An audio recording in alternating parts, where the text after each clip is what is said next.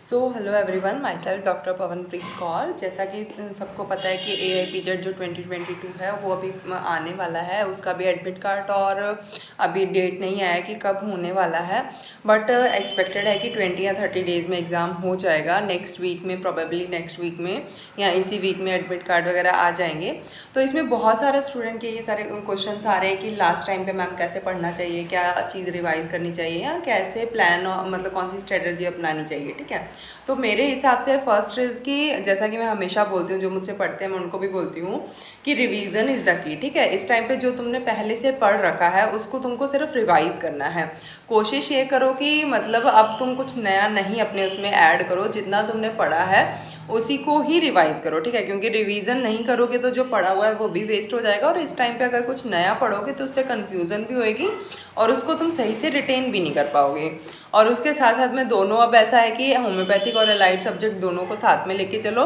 जो last time था जब एग्ज़ाम आने वाला था, लास्ट के 2-3 मंथ्स हमने भी ऐसा, अब तो तुम्हारे दिमाग में कुछ और चलना ही नहीं चाहिए। अप्रॉक्स 14 to 15 आवर्स हम लोग पढ़ा करते थे, तो उसमें भी तुमको ये करना है कि कुछ टाइम के लिए होम्योपैथी सब्जेक्ट पढ़ो, कुछ के लिए अलाइड सब्जेक्ट पढ़ो। कि ठीक है, इस टाइम पे तुम्हारे लिए पास होना भी ज़रूरी है और रैंक आना भी ज़रूरी है।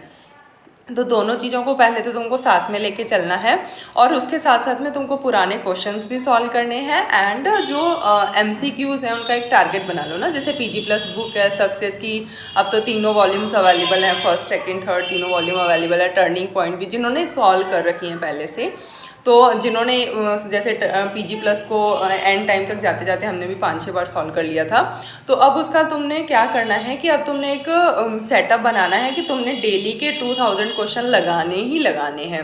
अब उसमें तुम ऐसे सेलेक्ट कर सकते हो कि पहले शॉर्ट सब्जेक्ट जैसे FMT हो गया, PSM हो गया, गाइनी ऑप्स हो गया, ठीक है, फार्मेसी हो गया, जो शॉर्ट सब्जेक्ट के क्वेश्चन पहले लगा लो, या फिर डेली हर सब्जेक्ट के कुछ क्वेश्चन चूज़ कर सकते हो कि मेरे को इस दिन इसके इतने क्वेश्चन करने हैं। जितने भी PG प्लस के, सक्सेस के, टर्निंग पॉइंट के, उनके क्वेश्चंस को बार बार उनको सॉल्व करो। ठीक है, डेली एटलीस्ट 2000 क्वेश्चन का टारगेट रखो कि मेरे को 2000 क्वेश्चन सॉल्व करने हैं। उसके साथ साथ में पुराने क्वेश्चन पेपर, उसमें भी मोस्ट इम्पॉर्टेंटली जो 18, 19, 20 और 21 का पेपर है, जो पिछले 4 साल के भी है, उसमें से भी सबसे ज़्यादा ज़रूरी है 20 और 21 का पेपर सॉल्व करना। क्योंकि अब तुमको पता है 2020 में पेपर का थोड़ा पैटर्न चेंज हुआ था। ठीक है, 21 में भी ऑलमोस्ट वैसा सा ही पैटर्न आया था कि असर्शन रीजन वाले क्वेश्चन ज़्यादा आए थे। अभी असर्शन रीज़न सॉल्व करने के लिए अपने पास बहुत ज़्यादा बुक्स नहीं है होम्योपैथी में, जिसमें कि मतलब असर्शन रीज़न वाले क्वेश्चन तुमको दे रखे हूँ। ठीक है, क्योंकि अभी होम्योपैथी बुक्स में वो चेंजेस नहीं आए हैं, क्योंकि ये साल 2 साल से ही पैटर्न चेंज हुआ है। तो इसको सॉल्व करने का सबसे सही तरीका यही है कि तुम्हारे बेसिक क्लियर होना चाहिए। अगर तुम्हारा बेसिक क्लियर है, हर चीज़ का फंडा क्लियर है, तभी तुम असर्शन रीज़न के क्वेश्चन को सॉल्व कर सकोगे। तो उसके लिए थ्योरी पढ़ना भी ज़रूरी है। तो मेरे हिसाब से जो तुमको करना चाहिए, जो हम क्या करते थे, जो स्पेशली जिनका मॉर्निंग का शेड्यूल है, ठीक है, क्योंकि मेरा हमेशा से मॉर्निंग का शेड्यूल रहता था, तो सुबह जैसे उठ जाओ तुम 5 बजे, 5:30 बजे उठ जाओ और 10, 10:30 बजे तक होम्योपैथी सब्जेक्ट में से पढ़ लो। चारों में से कुछ कुछ पढ़ लो। अब ऐसा है कि सुबह थोड़ी देर उठते ही LN पढ़ लिया, फिर फार्मेसी का कुछ पोर्शन पढ़ लिया या क्वेश्चन सॉल्व कर लिए, ऑर्गनन पढ़ ली, ऑर्गनन के क्वेश्चन सॉल्व कर लिए, ठीक है, रिपर्टरी पढ़ ली, रिपर्टरी के क्वेश्चन सॉल्व कर लिए। क्योंकि ऑर्गनन और रिपर्टरी दोनों में से ही एक्सपेक्टेड रहता है कि 10 से 12 क्वेश्चन आएंगे, ऑर्गनन के भी आएंगे एंड रिपर्टरी के भी आएंगे। तो अब ऐसा नहीं है कि तुम किसी एक सब्जेक्ट को लेके बैठे रहो कि नहीं यार इसमें से 10-12 आते तो बाकी सब्जेक्ट तुम्हारे छूट जाएंगे, जो कि इस टाइम पे नहीं होना चाहिए। और वो तुमने पहले से पढ़ भी रखा है, उस पर तुमने मेहनत भी की है, तो उसको सिर्फ रिवाइज ही करना है। तो रिवाइज तुम इजीली कर सकते हो उसको। अगर तुम 4 घंटे भी दे रहे हो होम्योपैथी सब्जेक्ट को, हर सब्जेक्ट को 1-1 घंटा दो, उसमें आधा घंटा उसका थ्योरी पढ़ो, आधा घंटा उसके क्वेश्चन सॉल्व करो। और क्वेश्चंस का ऐसे पूरा एंड में जोड़ करो, मतलब शाम में, कि तुमने कितना किया टोटल। ठीक है, अप्रॉक्स 2000 क्वेश्चन स्टूडेंट को सॉल्व करने चाहिए लास्ट टाइम में, ताकि जो भी इंपॉर्टेंट बुक्स हैं, success, turning point, PG plus, इनके क्वेश्चन सारे एक बार देख जाओ, क्योंकि कहीं ना कहीं रिपीट होते हैं क्वेश्चन। उसके साथ में अब डेली कोशिश करो कि जैसे आज 2021 का पेपर लगा लिया, कल 2020 का, ऐसे पीछे तक जाते जाओ 2012 के पेपर तक, फिर दोबारा सॉल्व करना। ठीक है, उसको मतलब पेपर्स को भी 3-4 बार सॉल्व करो और क्वेश्चंस भी सॉल्व करो। ये तो हो गया होम्योपैथी। और होम्योपैथी पार्ट में भी, उसमें भी जो फार्मेसी में मोस्ट इम्पॉर्टेंट अगर किसी को पढ़ना है, कि जैसे फार्मेसी में सबसे इंपॉर्टेंट क्या पढ़े, तो फार्मेसी में सबसे इंपॉर्टेंट अगर तुमको सिर्फ कोई एक ही चैप्टर पढ़ना है तो तुम व्हीकल वाला चैप्टर पढ़ के जाओ। Vehicle is the most important chapter in pharmacy, जिससे कि ज़्यादातर क्वेश्चन आते हैं ऑइंटमेंट के, लिनीमेंट्स के एंड मतलब व्हीकल रिलेटेड जो भी क्वेश्चन है वो आते रहते हैं जनरली।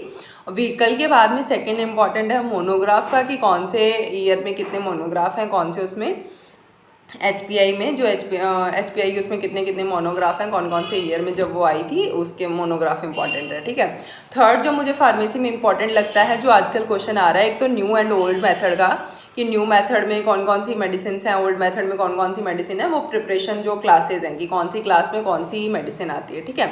और उसके साथ साथ में जो ड्रग एंड कॉस्मेटिक एक्ट है, N1 N2 N3 जो एक्ट्स हैं उनमें जो क्वेश्चन, क्योंकि वो 2020 में भी आया था एंड 2021 में भी आया था, N1 N2 N3 जो एक्ट वाला क्वेश्चन है, ठीक है। तो फार्मेसी में अगर किसी को पढ़ना है तो vehicle, common name, monographs, new and old medicine, new and old preparation method and N1 N2 N3 जो एक्ट्स वाला पार्ट है वो पढ़ के जाना। रिपर्टरी में सबको पता ही है BTPB BBCR Kant most important है, इसके सिंगल मेडिसिन उसके रूब्रिक से क्वेश्चन आते हैं।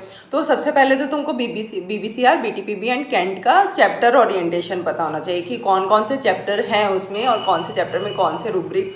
पहले चैप्टर पता होएगा तो तुम रूब्रिक का मतलब फिर भी तुमको एस्टिमेशन लगाना इजी होएगा। अगर तुमको चैप्टर के नेम्स ही नहीं पता है कि कौन कौन से हैं तो वो कंफ्यूज हो जाते हैं, ठीक है। जैसे BBCR में हिकअप अलग चैप्टर है, वही BTPB में हिकअप जो है वो इरेक्टेशन चैप्टर में रखा हुआ है। तो अगर तुमको पता होएगा BBCR में हिकअप अलग चैप्टर है तो तुम उसको टिक कर सकते हो ना, उसको तुम इरेक्टेशन में नहीं रखोगे। ऐसे ही कई मतलब कन्फ्यूजिंग है जो तुमको BTPB BBCR कैंट को अच्छे से पढ़ना चाहिए। नेक्स्ट ऑर्गनन का तो हर चीज़ इंपॉर्टेंट है, ऑर्गनन का इंट्रोडक्शन पार्ट भी इंपॉर्टेंट है, ऑर्गनन के एफोरिज्म्स भी इंपॉर्टेंट है। तो उसमें मैं कुछ नहीं कह सकती कि इसमें से ही ज़्यादा क्वेश्चन आते हैं, क्योंकि उसके एफोरिज्म से भी क्वेश्चन आते हैं, इंट्रोडक्शन पार्ट में से भी क्वेश्चन आते हैं, तो वो ईजी भी है। अगर उसको किसी ने पढ़ा होगा तो मुझे नहीं लगता ऑर्गनन को याद रखने में या उसके क्वेश्चन सॉल्व करने में दिक्कत आती है। एंड मटीरिया का तो कुछ वो ही नहीं है, कोई अंत ही नहीं है मटीरिया का, तो जिसको जितना पढ़ोगे उसके लिए सिर्फ यही है कि एलन तो पूरी अच्छे से आनी चाहिए। उसके साथ में जो सक्सेस में आगे बोरिक के पॉइंट्स लिखे हुए हैं उनको पढ़ के जाओ, उनके क्वेश्चन सॉल्व करके जाओ, ठीक है। So that's all for today. Next video में मैं बताऊंगी कि एलाइड सब्जेक्ट में कौन कौन से इंपॉर्टेंट टॉपिक्स जो मुझे लगते हैं जो एटलीस्ट बच्चों को कवर करके जाने चाहिए एग्जाम में जाने से पहले, ठीक है। So thank you so much.